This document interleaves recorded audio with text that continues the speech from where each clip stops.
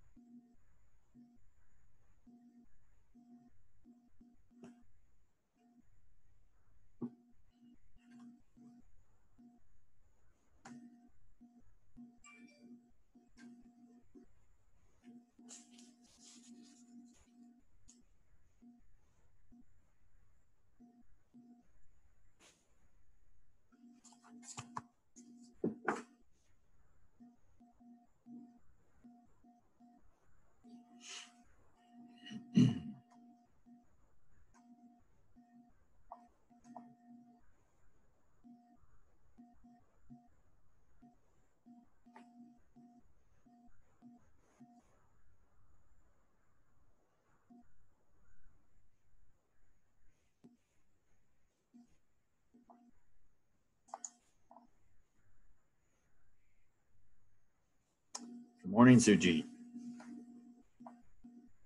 Good morning, Dr. Simonson. Good morning, Dylan.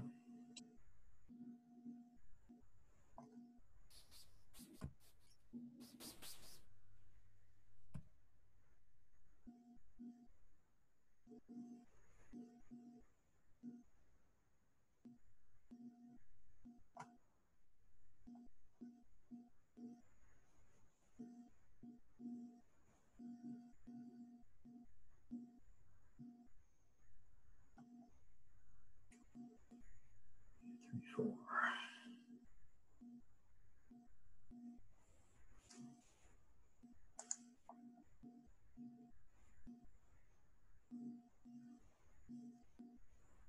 Good morning, Tiana.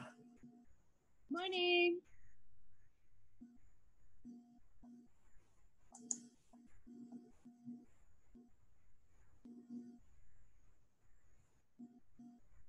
Morning, Ryan.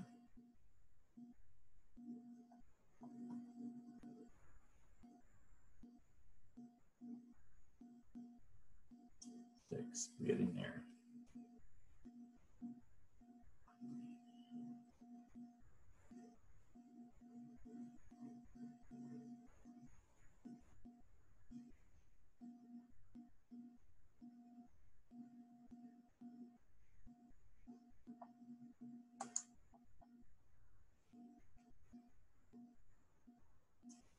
Morning, Kenneth.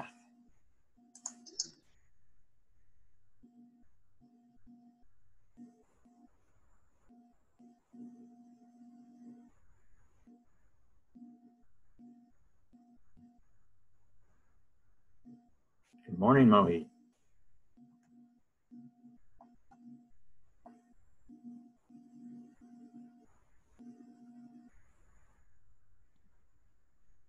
Morning, Professor Simonson.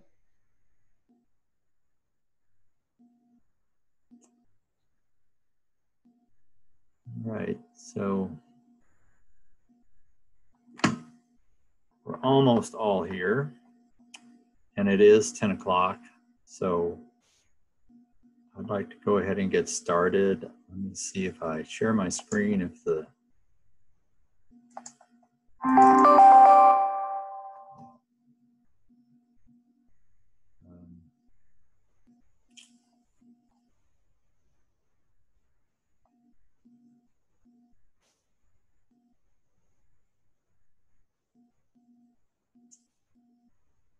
shoot. I apologize for my skill set here.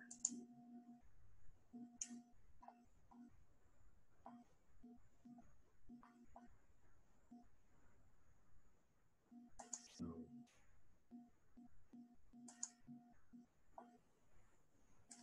think that'll work.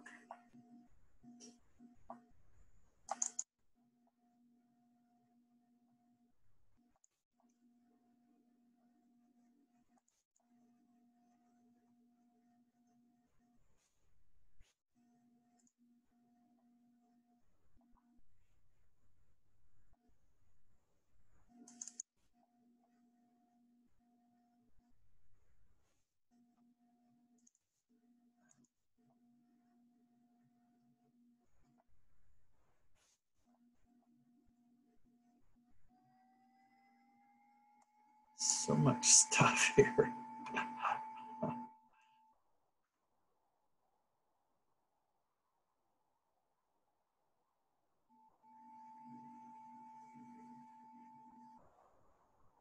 This there,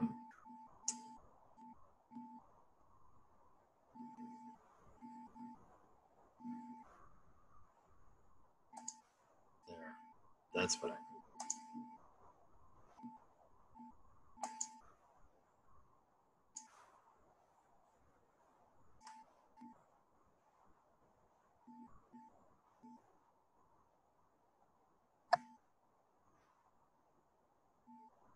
And here's where we left off. So there's Eric.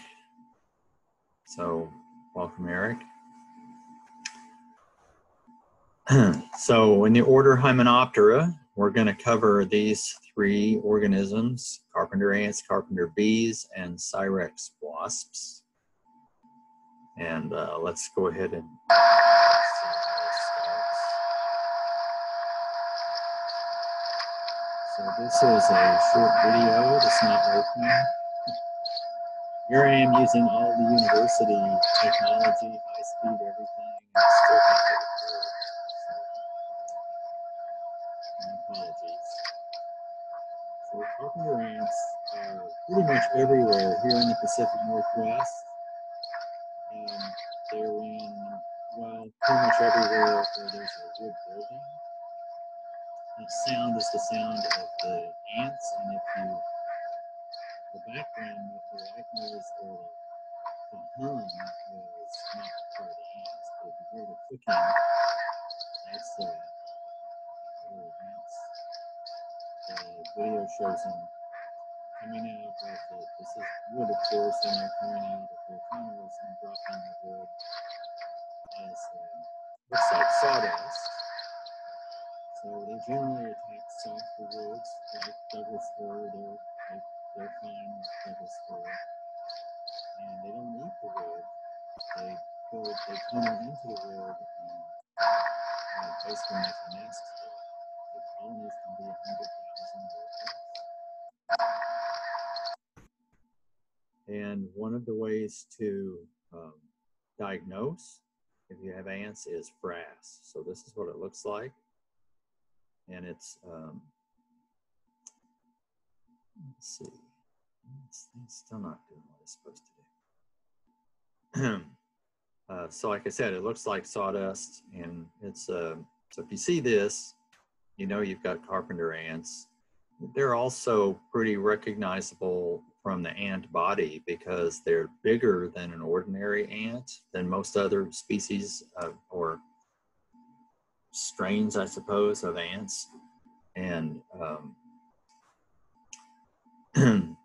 just well, once you've identified them and once you know what they look like, it's easy to spot them again. So they're typically they're large ant, and if you see any frass and some large ants around, that's carpenter ants. Well, one of our former professors here did a study in Portland where they went to houses that were being torn down and analyzed or observed to see how many of those houses had carpenter ants in them. And the number was over 90%. So, and I've got ants, I've got carpenter ants where I live, and you may have them where you live. So they can make a tunnel like this. They can swarm like termites, right? And they can grow wings and swarm, although ordinarily they don't have wings. But they will chew mostly the early wood. It's softer, it's easier to chew, and then the late wood gets left. So a lot of times their tunnels will look like this. Everybody's seen my pointer, right? Yes, sir. Okay. And then carpenter bees. So we move from carpenter ants to carpenter bees.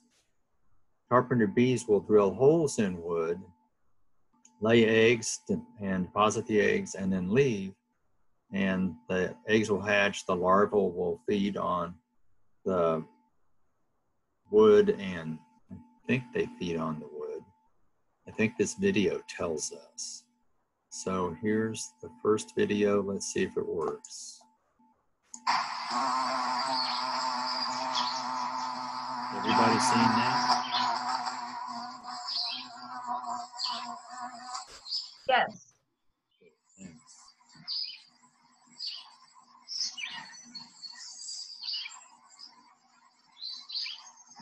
So that's what a carpenter bee looks like. And this, he's on treated wood. Treated wood's hard and brittle. This is CCA treated wood, which we'll talk about later. And it is harder than regular wood. So you'll see what happens is he chews on it, he tries to chew and start digging a hole, and it's a fail. He doesn't. If you look closely, you'll see where he has at least indented the wood. There you can see the spot where he was trying to dig in and didn't make it. And then here's something more informative about carpenter bees.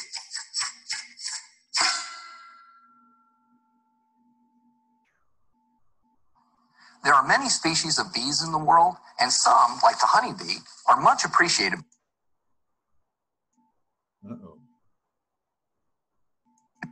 by humans. But that's not true of all bee species. Take, for instance, the carpenter bee. In front of me here, we have two bees that look very similar to each other. Now, you may notice that the carpenter bee looks very similar to a bumblebee, but the bumblebee has a fuzzy rear end, or abdomen, and the carpenter bee has a shiny abdomen.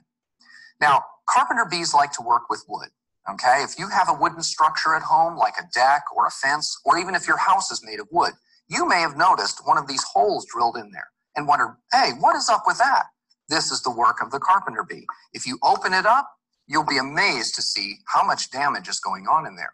Now, from the perspective of the female carpenter bee, this is not damage. This is simply a nursery where she raises her young. And what she does is she'll go out into the garden, she gathers up pollen from flowers, and she'll roll that pollen up into like a little soccer ball, which she rolls down to the end of this tunnel. She'll lay a single egg on it, seal it shut. She goes out and gathers more pollen, rolls it up into a ball, rolls it down here, lays an egg, seals it shut, and she keeps doing that in sequence until she gets to the entrance. She seals that up, and then she flies away. In the meantime, the babies have hatched. They're feeding on that pollen ball. They undergo complete metamorphosis into an adult form, and then they are going to emerge, fly away, and maybe drill more holes in your house.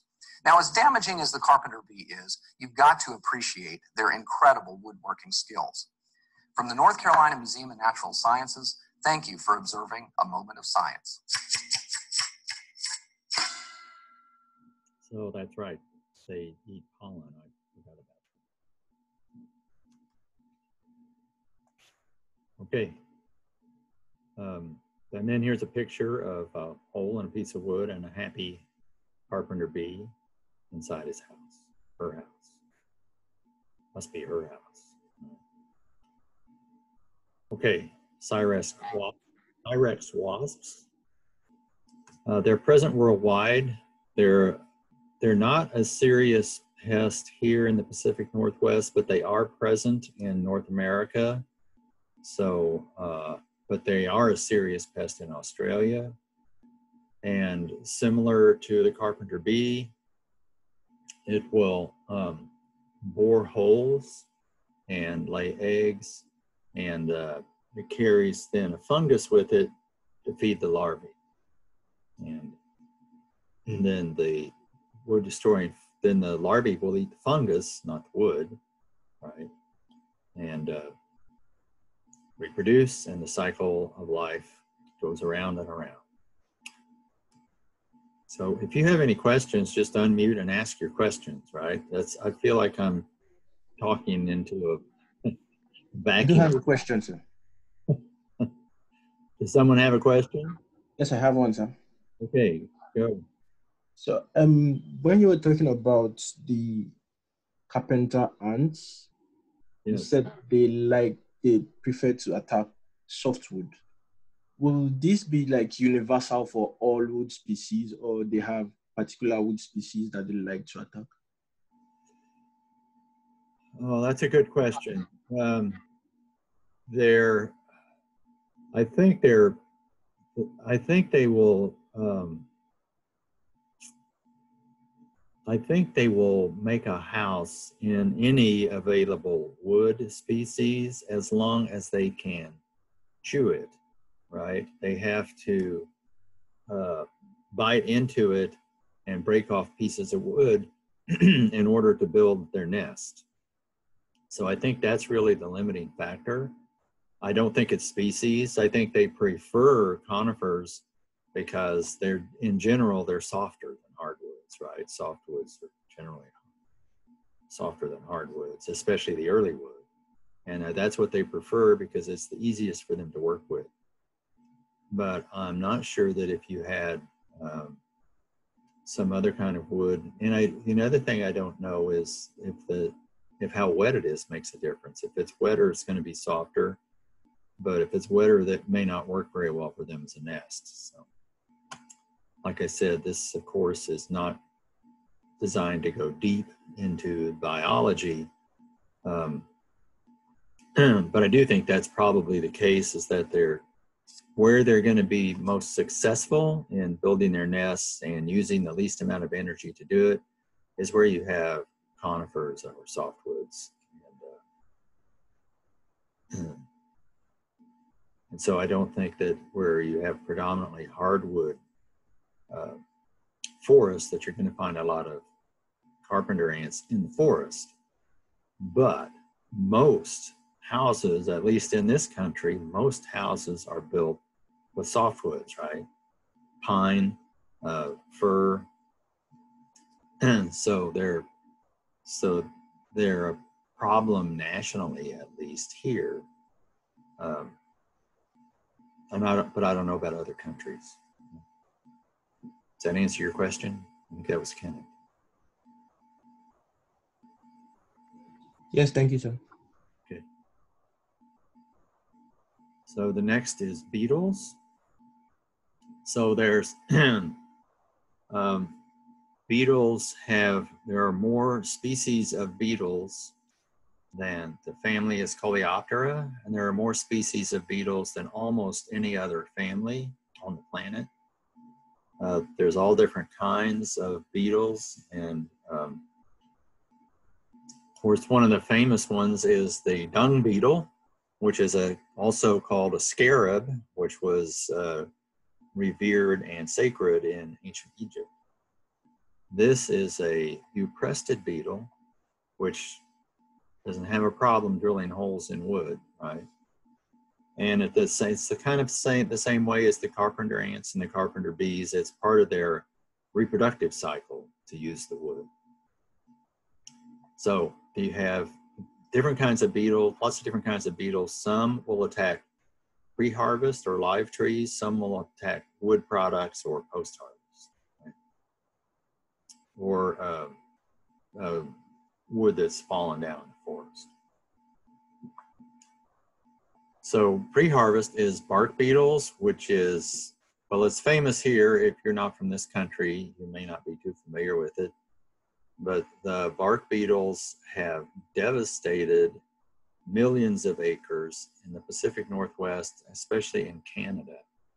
So if you will fly from, and it's been several years now since I've done this, but if you'll fly from Edmonton or Banff in Canada to Vancouver, you will fly over mountains where the entire mountain, all the trees are dead from bark beetles. And it's done enormous damage. It's also, Professor, your mic might have cut out. We couldn't hear you after entire mountains. Oh, geez. The university's supposed to have the best technology around, right? Sorry about that, Professor. And I got an almost brand new computer. Okay, so the bark beetles can cause enormous damage, and they have caused enormous damage.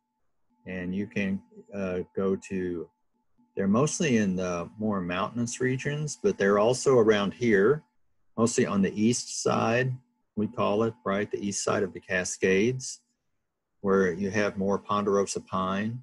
They typically will attack pine, but they'll also attack Douglas fir. And you'll see them in, you'll see them on the east side, although there's been so many fires, there's a lot of dead trees around in Oregon these days. You will also, if you go to Colorado, you can see entire mountains where the bark beetle has killed all of the pine trees. And there's a video here. Let's see if it will play.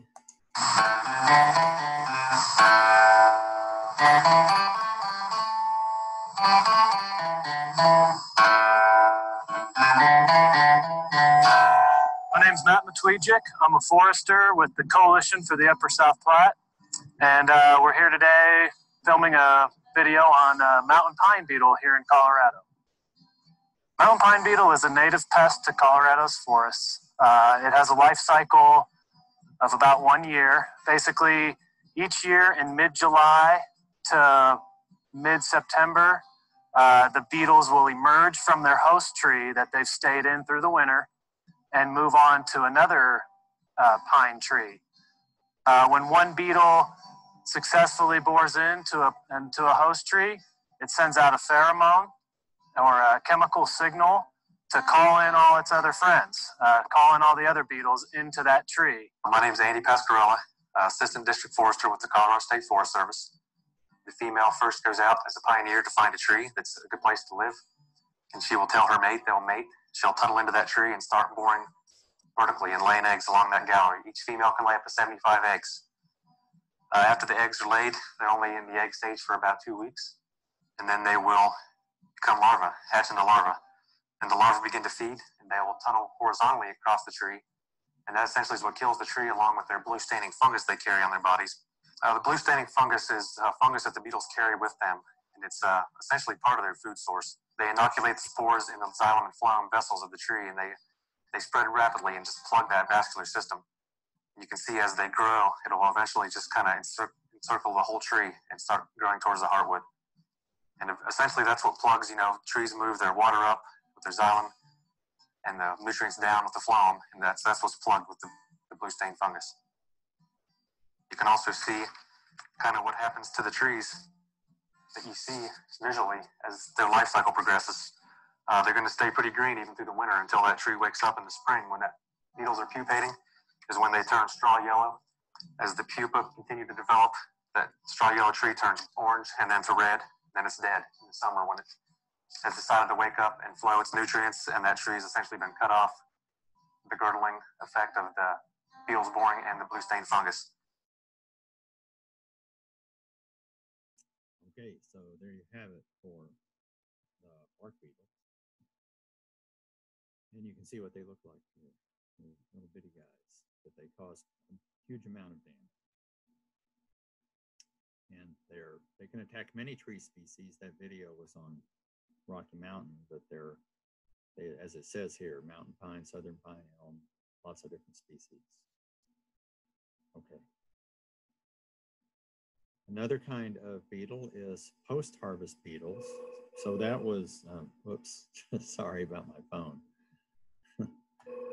It'll ring 3 times.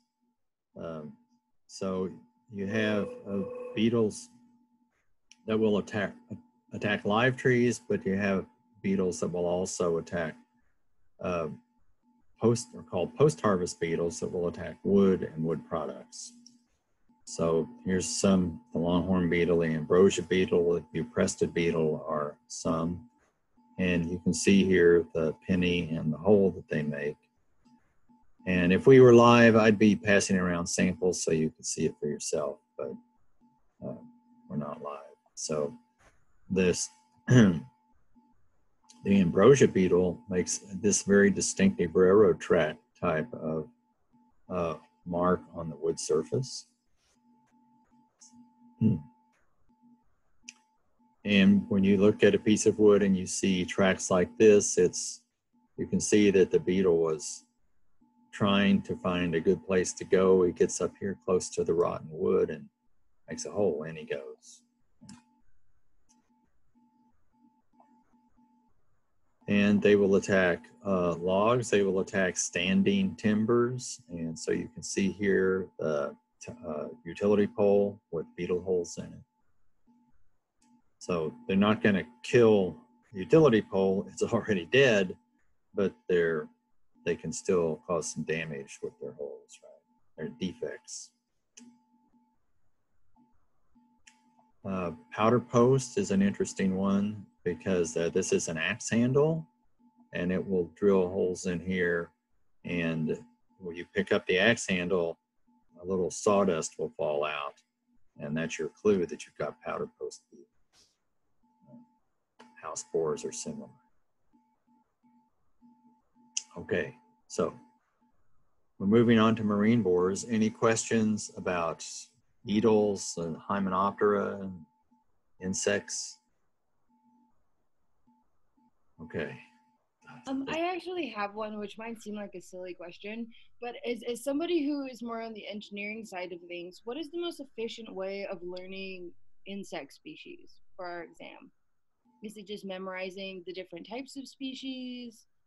Or is there like memorizing by family? It was just a lot of different species, and I'm new to the biology stuff, so. I'm going to have learning objectives on that, but in general, you just need to know ants, bees, and beetles, right? Those are what we've covered, just basically the families. Okay, excellent, thank you. Then I'm just giving examples to kind of hopefully round out your education and put a little bit of depth into it. Right? Okay, so marine borers. And we're going to cover 3 different kinds of marine borers: shipworms, pholads, and limnoria, also called spheroma. And we'll start with shipworms. Shipworms are the most destructive and the most common, and they're present worldwide. The reason this picture is up here is that they had a real issue with, back in the 1800s, when Britain ruled the seas, they had a real issue because marine borers were eating up their ships faster than they were losing them when they were fighting battles. And so there was this, at the same time, there was an issue with railroad ties. They had the same problem. The railroad ties were rotting faster than they could lay down the railroad tracks. So there was a huge research effort back in those days, the early 1800s and to mid 1800s, to find out something that would stop rot and stop marine borers. And creosote was the answer they came up with. Creosote then has been a wood preservative ever since, and even though it contains over 24 carcinogens, it's not that different from the asphalt in an asphalt road. It's also full of carcinogens. But anyway, that's why the marine borers will attack these ships, and in addition to docks and things like that. So they are quite destructive in the marine environment. They look like this guy. So they are mollusks. So they're similar to, they're not, I mean, they don't look like oysters, do they? But they kind of are, but they're mollusks just the same, or clams. And they begin as larvae, right? They settle on the wood and eat the wood and tunnel into the wood. And they coat the wood with calcium carbonate. So they're a mollusk, right? Just like a clam will make a clam shell. And that clam shell is mostly calcium carbonate, right? It's calcium carbonate, and it's held together with protein. Usually it's something similar to collagen that's in our muscles. And this, so they line their tunnels with calcium carbonate and just continue to eat. So this is a time. Hold it up and then flip it in. Okay. How you take them home, you say you clean them up. You cook them anyway? No. You see them this one. Pulling shipworms out of You get a chance to try when we get back. We can do without that. Okay, tolong kasih satu lagi kepada dia. Terima kasih.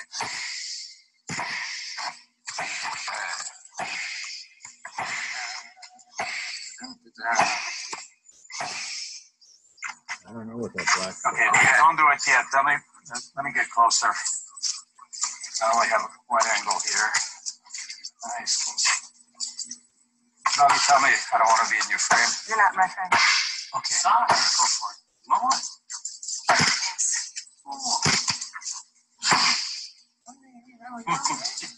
Bruce got nothing on me, baby. So he didn't need the head, did he? He need everything else. So,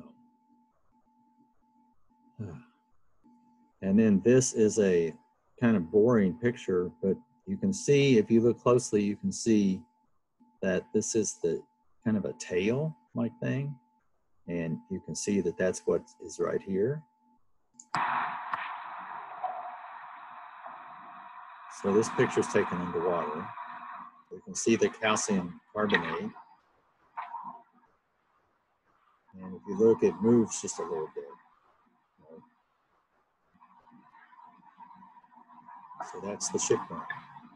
So that's what it looks like when you see it underwater. That's what is on the surface of the wood. And then what's at the interior of the wood is the head, which looks like this. Here's a happy little shipworm, and ready to destroy a ship or a dock or whatever he can find, or she. So the damage can be severe, and you can see it here. And this is a good comparison. So this is something that our former professor in wood deterioration did an experiment. So they were looking at different preservative treatments for the wood. And this is the control on the right side. And then they had various treatments here. You can see some of them worked a little bit, not very well. And this one worked really well. So they have, but you can see the damage that can be done. And this was all after 1 year in over at Newport Bay. These are not shipworm holes up here. These are where they attached it to the frame, right, or the testing frame. Okay, that's shipworms. Pholads are different. They're more clam-like, and they also are free-swimming larvae, settle on the wood. They tend to be more in tropical areas, and they mostly damage the wood's surface. So they're mostly just boring into the wood to find some protection. And but then I think they're like clams, they're filter feeders. And so they, they damage mostly the wood's surface, and they're not consuming the wood. That's pholads, but they look like, can you tell it's a clam, right? It's like a clam. It's hard to see, there's no scale bar on this. It's hard to see the size. So they're not like big clams, right? Like they're not like oysters that you would get if you order oysters in a restaurant. And they're smaller than that, but they kind of look the same. Limnoria are even smaller. So they're these little tiny critters, and they're crustaceans also, tunnel on the surface, and they can weaken the wood.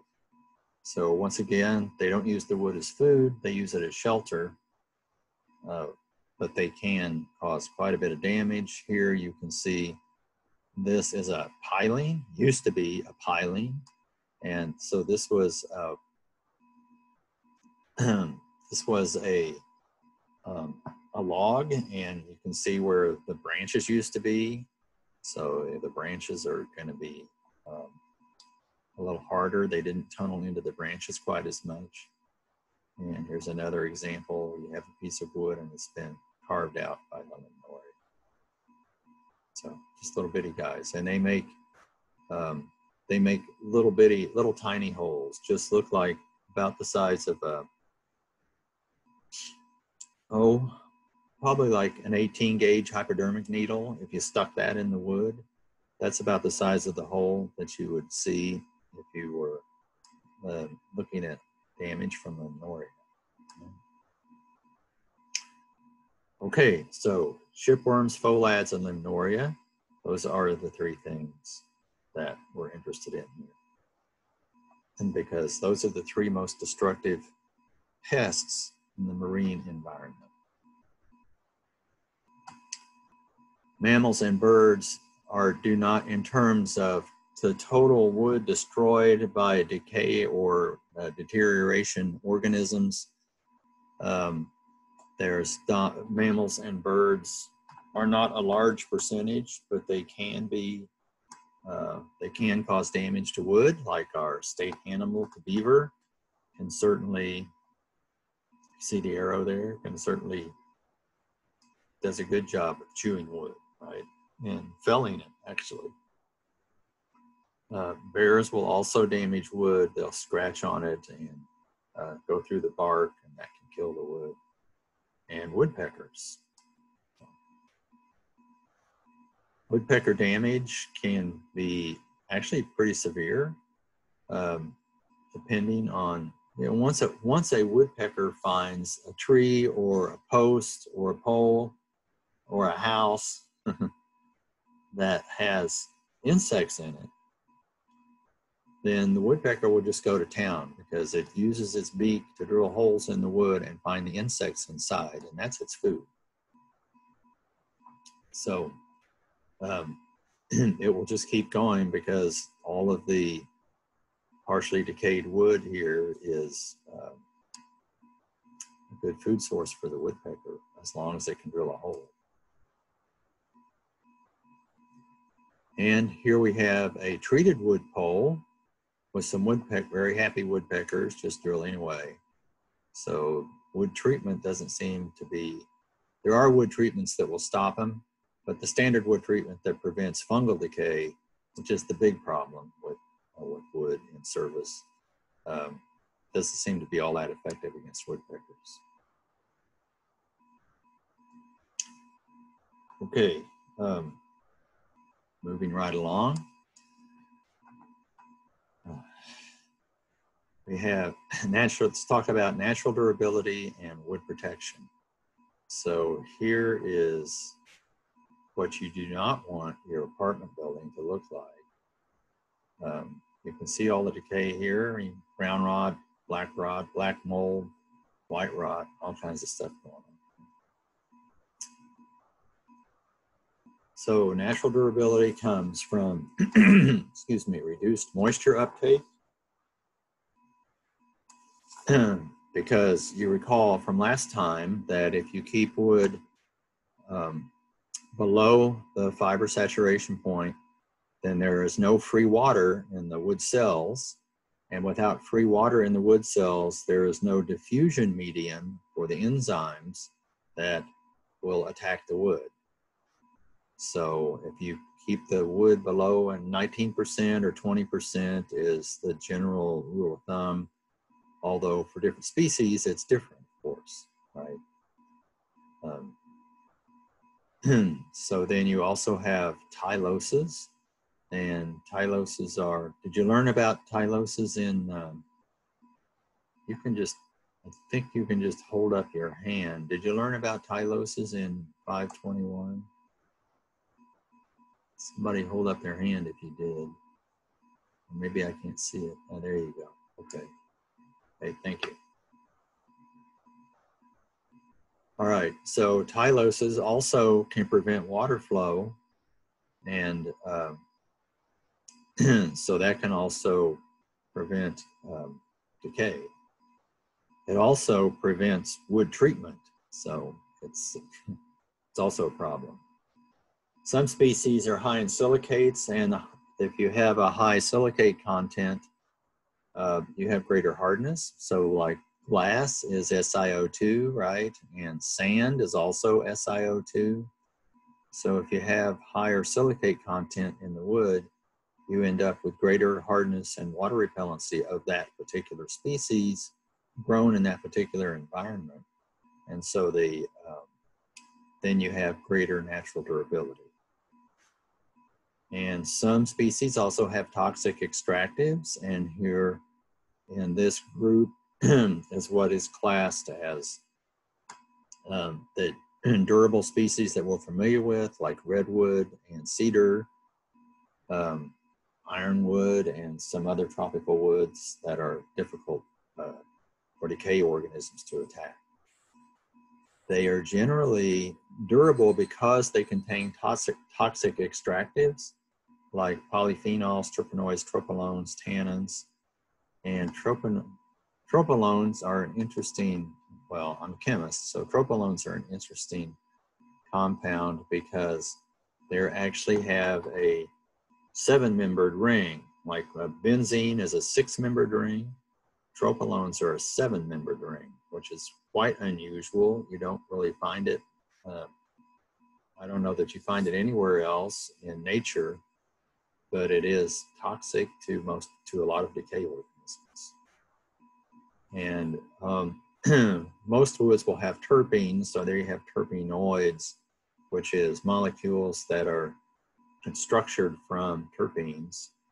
And polyphenols, phenol can be toxic, and so polyphenols, lignin is a polyphenol, right?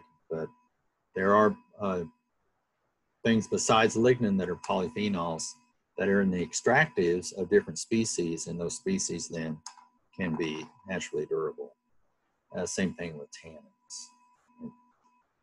Interesting to note here, and you should make a note of this, not density, right? Natural durability, the more dense the wood is, actually, the better food source it is for decay organisms.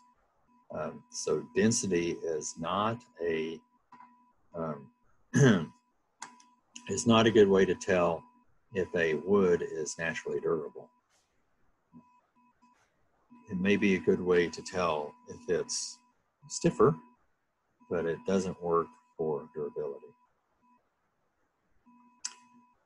And everyone should know this, the heartwood has a lower moisture content than the sapwood, and that lower moisture, and also it has more extractives, right? The reason it has a lower moisture content is because it fills up with extractives, and that just basically the tree shuts down the way water moves, because it's the tree only requires the area in the sapwood to supply water to the leaves, and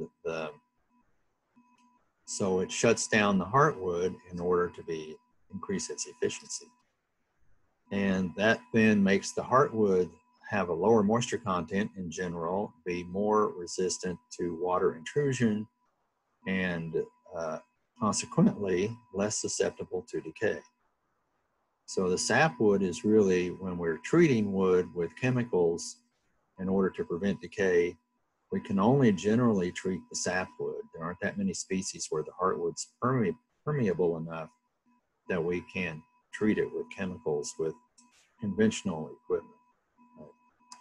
So the sapwood is more susceptible to decay and also more susceptible to being treated with chemicals. So natural durability, as it says here, can vary quite a bit, and mostly heartwood is the part of the tree that's durable. And this is especially interesting with western red cedar and redwood. There's not a lot of redwood. Well, there's second growth redwood now, and western red cedar also. And the heartwood is not a, I wouldn't call it a brilliant orange, but it's certainly highly colored, right? But and it also has a reputation, both of those have a reputation for being naturally durable species. But if you're going to build a deck and you want to use western red cedar, have a look at the wood, because the sapwood of western red cedar and redwood is not highly colored. It's close to white. And and it will rot just like Douglas fir, just like ponderosa pine, and just like other non-durable species. So the heartwood of those species, even though they are celebrated as being durable species, these days, with most of the old growth already gone, then there's, and certainly very little old growth is being harvested from the forest. So that what's available is not as durable as it used to be in the old days, when there were many, many more trees than people. Right? That's all changed now. Antrodurability can be an issue, because it varies with the age of the tree, the height of the tree, varies from tree to tree, different parts of the tree, varies with the geography, different growing climates, different ecology in those climates can cause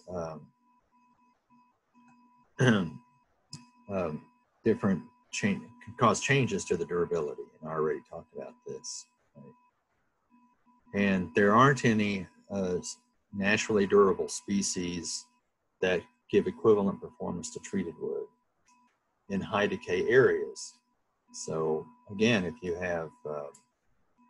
have cedar in Colorado or Arizona in the desert, or even Eastern Oregon in the desert, it's not, well, that's all kind of changed now because of the monsoon. The monsoon from the Gulf of Mexico is now reaching up into Oregon, and it's definitely into Colorado. The weather in Colorado has changed dramatically in the last 30 years. So, because they have monsoons, so the deserts in Arizona are the same. Anyway, that's not really part of the class. Okay, so decay in buildings. You can have a traditional house, and traditional means old style. And so typically it uses European type styles, which were designed from long thousands of years of trial and error to avoid decay, because when you don't have a lot of money and you don't have the superior lifestyle, I don't know about superior, but you don't have an affluent lifestyle, and you're building a house and you're doing it mostly with you and your friends by the sweat of your brow and the labor of your body, you build it to last. So in the old days, they built houses to last, and through trial and error, they learned what worked and what didn't. And they generally used local materials, whereas today they ship materials all over the place. You can buy radiata pine from New Zealand now. It's competitive with local species. And they're building also in the old days, no air conditioning. So they learned how to make the building an environmental system to moderate both cold and heat. And in contemporary houses, we mostly rely on technology, and we mostly go by fashion. And this can be a problem because it can hide durability problems.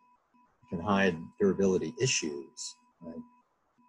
And also, especially here in America, we want everything to be cheap. So economics come into play, and a lot of times durability is sacrificed for a lower price.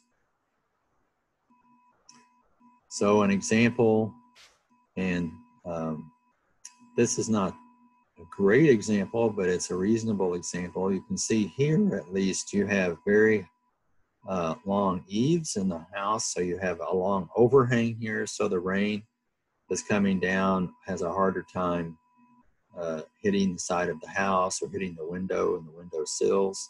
You have a steep roof, so things run off easily. And I don't even know what that thing is.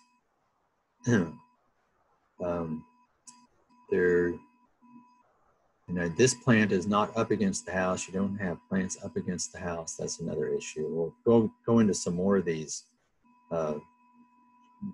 as good design variables here. Contemporary houses, see there's hardly any overhang. And really what you want is, especially on the south side of the house, is you want the overhang to be the right distance so that in the summertime, when the sun is high in the sky, the shade will go down below the windows. And yet in the wintertime, when the sun is low in the south, then the sun will shine through the windows and help warm the house. That's the intelligent way to build a house. But a lot of times the builders set that aside because they want it to look good, so that you'll fall in love with it and buy it, right? So, and here you can see, excuse me, the foliage that is up against the house, and that's not good either because they're going to water it when it's dry, and then the water's going to be up against the house. So there's a number of issues. But in general, houses built with contemporary style are inferior to houses built with a traditional style in terms of durability. And these days we have water barriers and vapor barriers in the wall, and this is a video about that. Hi, it's Steve Maxwell here, and I'm going to talk to you about vapor retarders, also called vapor barriers. It's usually a kind of polyethylene plastic that's applied to the inside face, the warm face of stud frame walls. To understand why a vapor retarder is necessary, take a look at this cross-section of a wall. That's the inside and outside surfaces with insulation between. In this example, the left side is the cold outside area, as if it was winter, and the inside is heated space. If that warm air is allowed to make its way into the wall cavity, as it will if the vapor barrier is not there, droplets of condensation are going to form somewhere within that wall cavity. And that's a bad thing because the moisture is going to trigger mold growth and poor indoor air quality, and that's bad.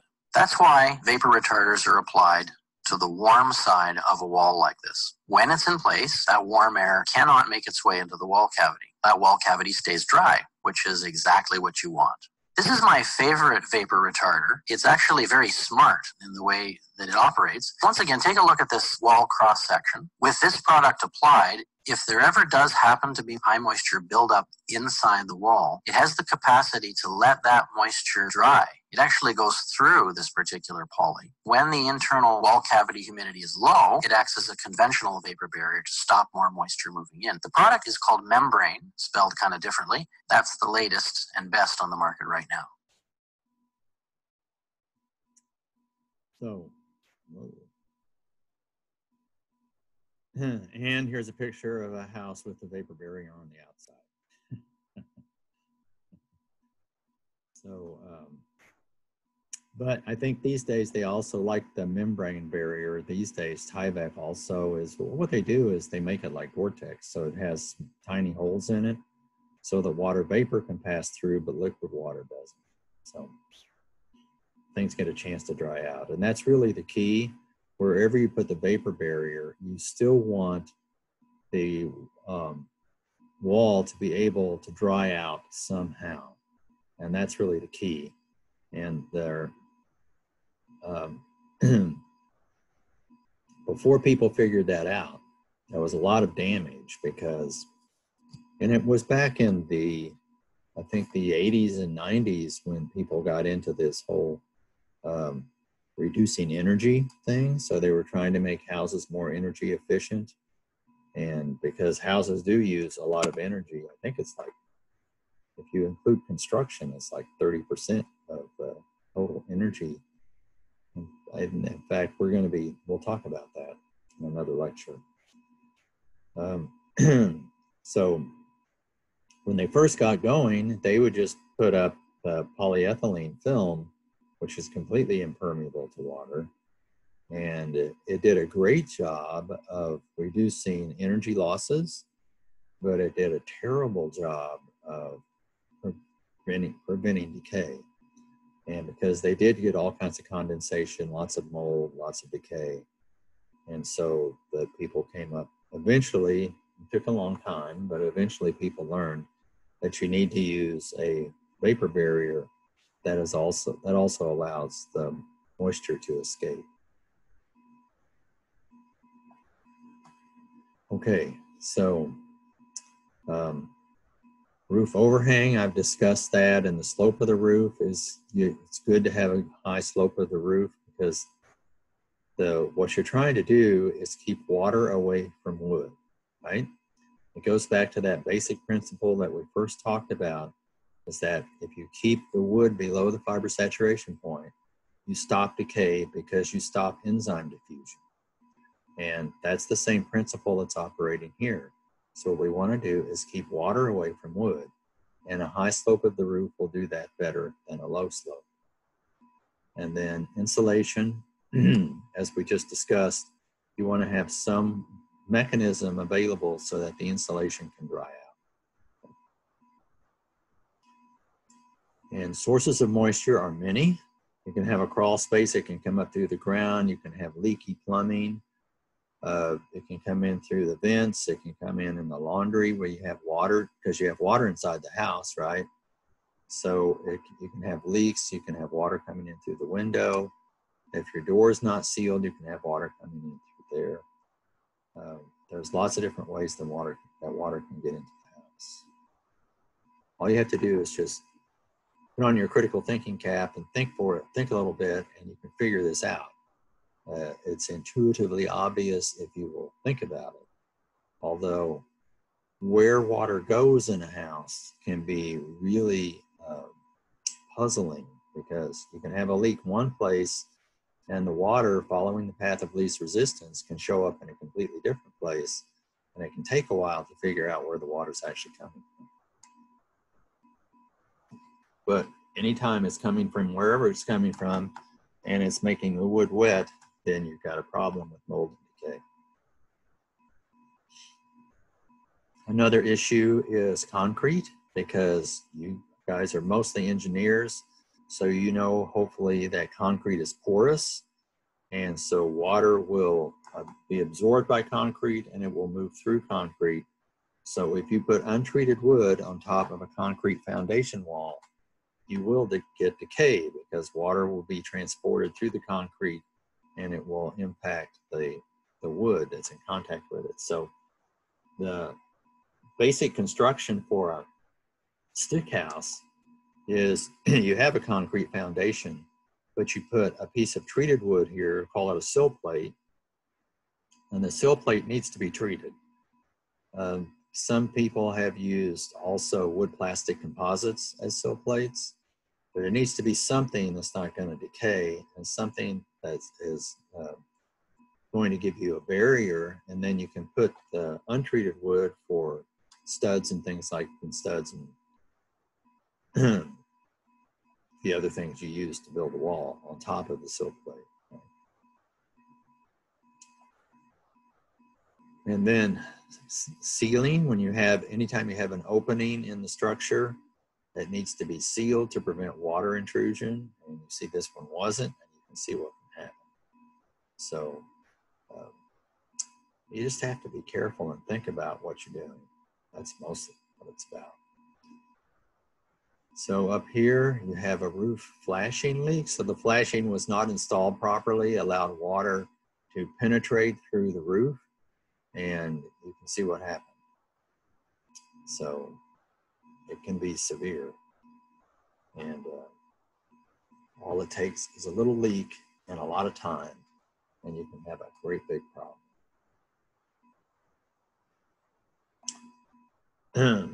Here we have landscapers. I don't know if anybody's been to Richardson. You've noticed the little hill they put out in the Hatfield courtyard, and landscapers love to do that. So this landscaper put a hill in, and then it ended up with the soil being down uphill from the house. So the water's going to run, the slope is going to run into the building, in this case, not a house. Also, they've probably got sprinklers here with their plants that are right next to the house, and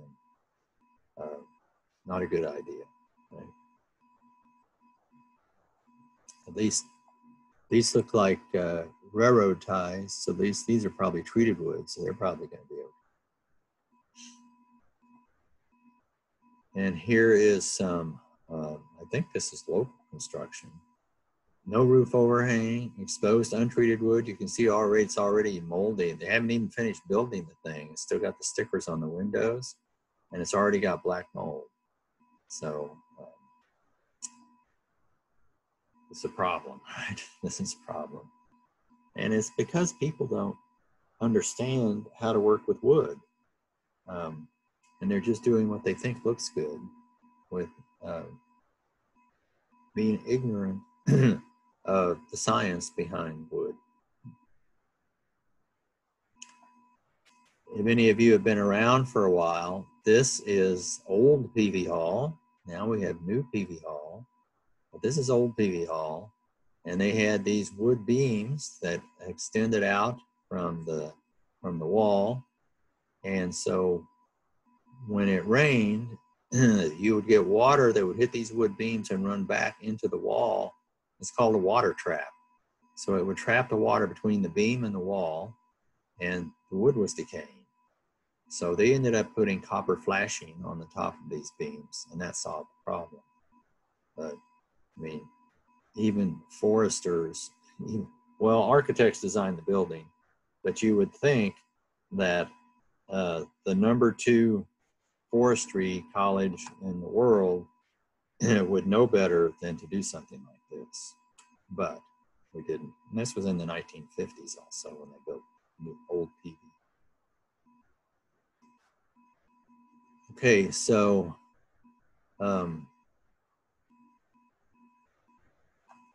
this is kind of looking at what's wrong and what's right about this house. So let me see. Let's see, who shall I pick on? Pick on Tiana. Yes. What do you see here? What's wrong and what's right? Well, for one, they have all of their plants up on their house again. They even have a trellis on their house. It looks like they're using wood as, okay, I don't really know house terms. I do more like tall buildings. Yeah, the cementing's probably hardy board, which is a wood cement composite. Yeah, the outsides of the roof look like they're also made out of wood, which doesn't make sense because the roof will have rain on it. Not sure if that's what I was supposed to notice. And it looks like their entryway, the two columns of their entryway are also wood. Well, if they had a bigger overhang, the wood would be protected, right? So the only thing protecting this wood now is paint. Yeah. And they'll do a good job as long as the paint film is present. So you've got to make sure you do the maintenance. How about the roof slope? Well, they have four different angles going on, which means that there's going to be like pooling, like natural pooling and collecting in certain areas on their roof. Good. Yeah, I think it's just 4 slopes, but those are. Did I miss anything? Sorry. No, that's most of it. I think that but this is an example where they have the roof angle is pretty steep. That's a good thing, right? But you're right, when they have, especially, we can't see it here, and there's, this looks like a downspout. I don't know where it goes, but where they have that, where this roof meets this roof on the back side, there could be issues with where water could collect, especially if it gets full of leaves, right? And then the plants against the house is never a good idea. But even just 1 foot of space between the plants and the house generally is enough, as long as the roots don't do something nasty. So here's another one. So let's see. Ryan, you want to do this one? What's right, what's wrong? Yeah, so towards the left side of the house, you could see water could pool around there because that area is flat. And what else? I don't see anything sloping towards the house, which is good. It could definitely use bigger overhangs. Yep. And that's all I can think of right now. Yeah, and the slope of the roof is probably okay. A lot of houses have a lower slope than this. Standard is a 1 to 12, so you drop 1 foot every 12 feet. The thing that I thought was, both of these houses, when we're doing what's right, what's wrong, they're on 30th Street. They're just up, they're just a couple blocks up from our building, from Richardson. I knew I recognized this house. Yeah. Okay. So here they have these, what do you call them, Cape Cod windows or something, and but there's no overhang, right? So you have this stuff sticking out of the roof, and there's no overhang for these windows, so that's not good. And I think the taller the house, the longer the distance between the window and the roof, the bigger the overhang you need, right? Because the rain is going to come, average rain is going to come, the wind is going to blow some certain amount of average time, and this one is probably going to be okay, but I bet there's one like it on the other side, because the other side is on the south side. This is the north side. And again, looks like there might be plants up against the house. It's hard to tell in this picture. Okay, thank you all. So here's a definition of service life. And so it's performance-based, right? And so here's kind of a list of building factors. Air conditioning is one. That's because air conditioning, the way the air conditioning works is with a compressor. And when you have a compressor, generate water. So the water from the air conditioner, you need to have, be careful about where the water that the air conditioner generates goes, right? And then composites, so things like particle board, MDF, and OSB all have a property called thickness swell. I suppose plywood does too, but it's not really that much of a problem with plywood. But with the other three, it can be a problem. For example, with particle board, it can be really severe. So you get particle board wet, it will swell, and it will not shrink back to where it started from.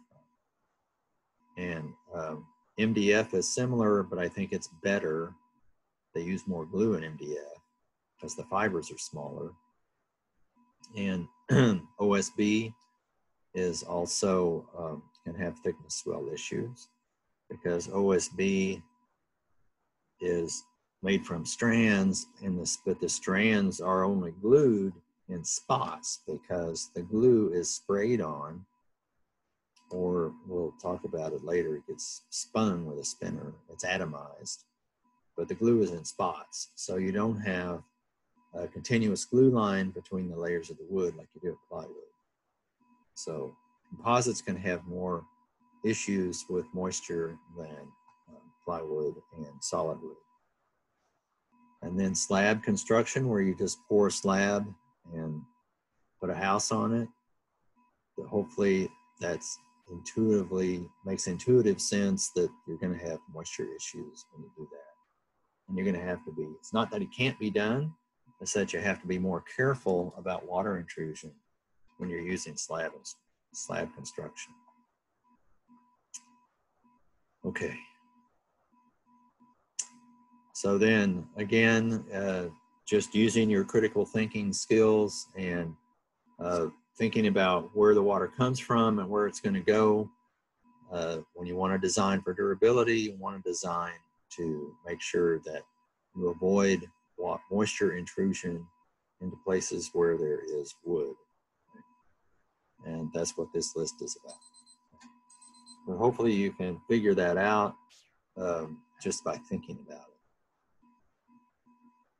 So it's not that hard, and what is hard is for us wood science people to understand why architects have such a difficult time with this, because it should be obvious. It's obvious to us, but it's not obvious to them. So that's why we try to educate architects and engineers about how to build with wood. We even have a course on it. So different places in the country have different, and here I can't really speak to conditions worldwide, but here in America, these hazard classes are used worldwide. But here in America, we have these 5, and these are the ones that are used to determine what chemicals are appropriate to to put into the wood in order to prevent decay. So hazard class 1 is the easiest. So you have no soil contact, it's covered and it stays dry, and a maximum 20% moisture content. You really don't need anything there, right? The wood is going to be okay. I mean, this is like furniture. And but if you have a risk of wetting, then you can have the wood is temporarily above 20%, then that's hazard class number 2, and you can read these for yourself.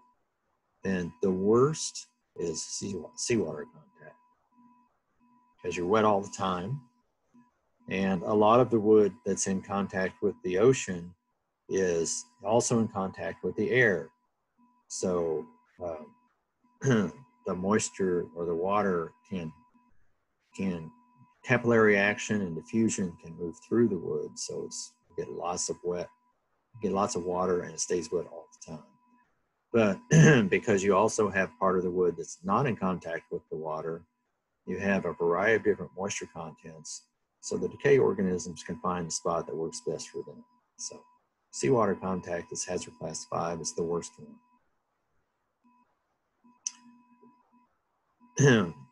And with proper design and the use of durable woods and a lot of maintenance, this temple was built in the 8th century, and it has received good maintenance ever since, and it is doing just fine. So if you have the motivation to maintain your wood building, you can overcome, well, and you can see what the overhangs are like on this one, right?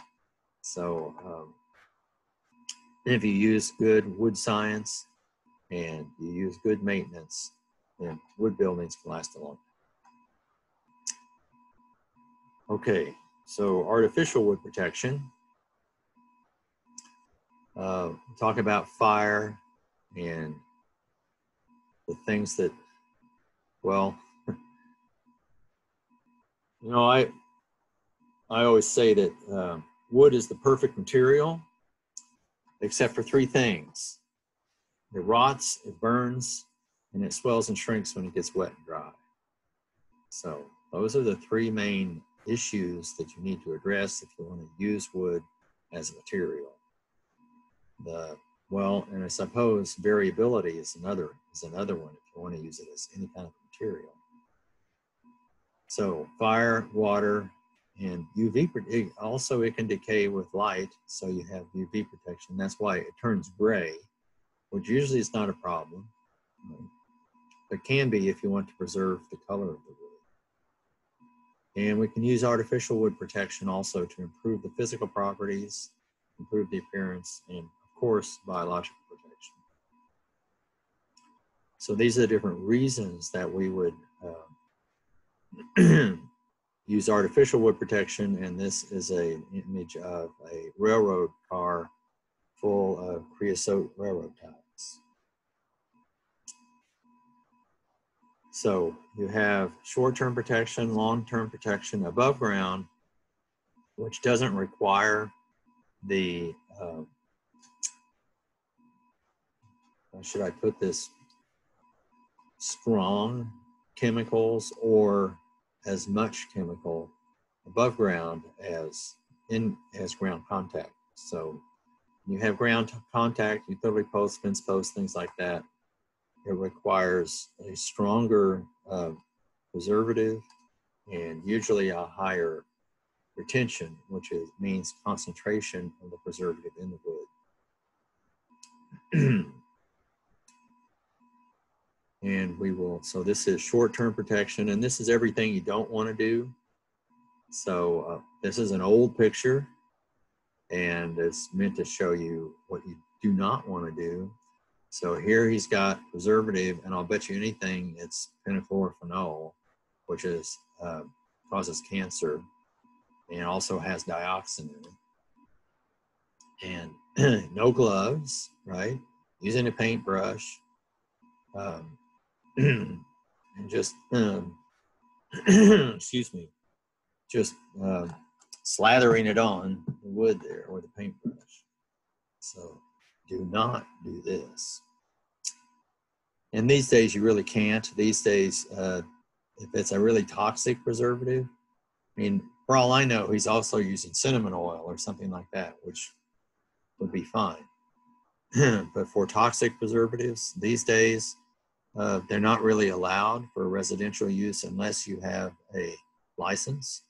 And to get the license, you have to have training so that you stay safe and keep your consumers safe also.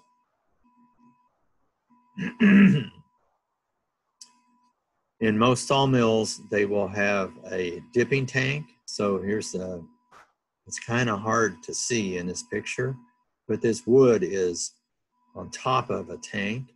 So there's a tank here, right? You can see a little bit of it here. And the tank is full of a chemical solution. It's usually in water. It's a chemical. And these days, it's usually an iodine-based chemical that has a low toxicity and doesn't provide for long-term protection of the wood. Two reasons: the chemical is not that strong, and also if you just dip the wood, you don't get much penetration. So the chemical's not going to work where it's not at. So if you only dip the wood, the chemical is going to be on the surface. So you have some surface protection, but you don't really have long-term protection, which needs to be all of the sapwood, right? Or at least the specification these days is usually 85% of the sapwood needs to be treated if you're doing artificial treatments. So you just take the bundle, dip it, and you can do it stickered or not stickered, and just takes a little longer, I think, if you don't have it stickered. Stickered, if you don't know, means you put a small piece of wood crossways in here across the bundle to give you some space.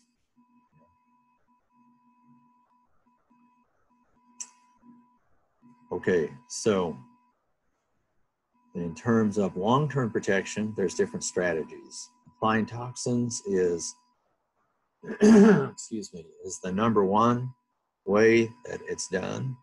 And there's a huge industry. Well, it's not huge like automotive or healthcare, but it's a large industry designed to treat wood with preservatives to prevent decay. You can also put barriers on, which can be effective, and we'll talk about that a little bit. You can modify the substrate. This works okay, and in fact, the new PV has the exterior cladding on new PV is acetylated wood.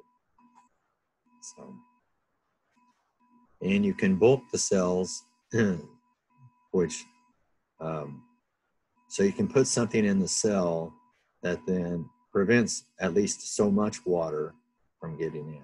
It depends on what you bulk it with as to the effectiveness.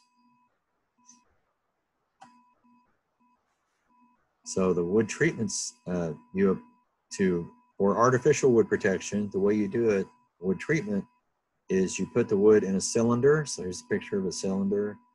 And you can see the bundles of wood here. It gives you an idea of the size. These are the tanks that hold the chemicals.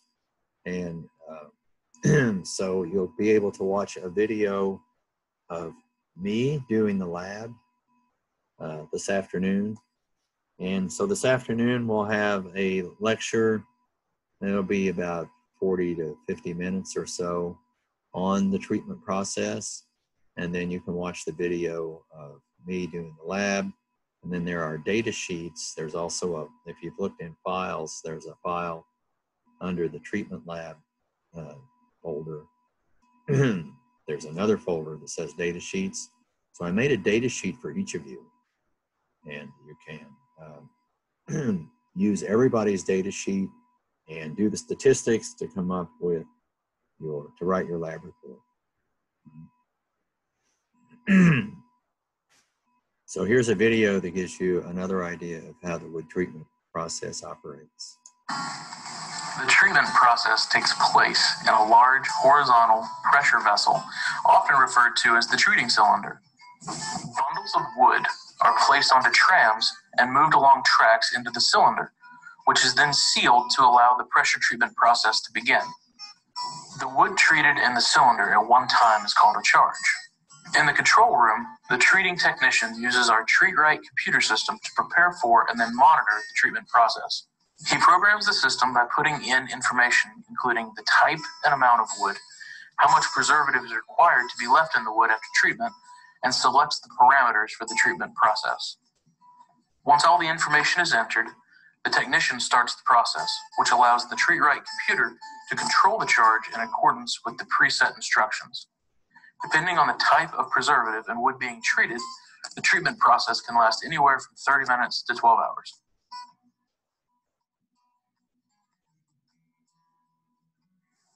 Air is first removed from the cylinder and wood by applying a vacuum. The cylinder is then filled with wood preservative solution. Pumps are used to raise the pressure to force the solution into the wood. When adequate solution has been forced into the wood to ensure proper penetration, the pressure is released and the solution in the cylinder is transferred back into the storage tank. A final vacuum is then used to pull excess treating solution out of the wood, which is also transferred to the storage tank. The wood is removed from the cylinder and the charge is complete. It is important to note that wood treatment is a closed process. The tanks and drip pads capture all excess wood preservative, which is reused for subsequent charges. Quality control testing is an important part of the treatment process. 20 cores are taken from each charge by the treating plant personnel for required measurements of the preservative penetration and retention. Independent third-party agencies sample charges at least once a month to verify the plant quality control results. Preservative penetration and retention must comply with recognized standards before wood can be labeled with information required by building codes. If treated wood fails to meet the standards, it must be retreated or sold without the required information on the label. Wood is most commonly labeled using plastic tags that are stapled to one end of each piece of treated wood. The tags provide information on the preservative treatment and guidance for how the wood is intended to be used. This information is explained further in the Know Your Wood informational video.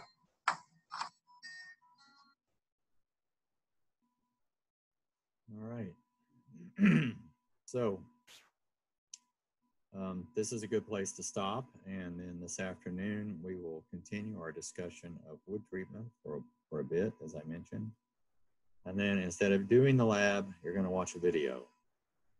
And then the point of the lab is to determine the retention and penetration of the chemical in the wood. For the lab, we use blue dye. We don't use a toxic chemical. And so you can write your lab report using the template that should be available on Canvas. Have you used the lab report template that Dr. Nairn put that up? I'll put it up anyway. And okay. So that's the template that we'll use for your lab report. Lab reports will be due, as I mentioned last time, before the next lab begins. So you got a week. And after the lecture in the lab this afternoon, you should be able to do your homework and do the treating question. Although it's really straightforward, it's just a simple matter of geometry. Most of your engineers, it should not be a problem. And we're going to stop here because it's time to stop. So I don't know if you paid attention, but if you did, thank you for your attention, because I can't tell what's going on out there. This is a really lonely way to have a class. And I mean, part of it, I mean, to be fair, Professor, you're kind of new to Zoom, but what was discovered in the first week is that if we all have our cameras on, if somebody doesn't have a good enough connection, then they can't hear the lecture. And so it's kind of become standard practice to kill your video. But I agree. I'm a TA. It's the worst. If you'd like, I could turn on my camera for you. I just don't want anybody to lose the lecture. So. Well, I understand that. I totally get it. That's. I mean, like Tuesday, I had severe bandwidth problems, right? So I totally get it that we need to keep our cameras off. So any questions? None yet, but I might have some when we start applying these concepts. Okay, so and if you do, you can. I mean, we've all got email, right? So you can email me, and I will answer your questions. And other than that, I will see you at 2 o'clock. We'll start up again. Okay. See you then. Thank you. Thank you. Thank you, Professor. You bet. Bye-bye.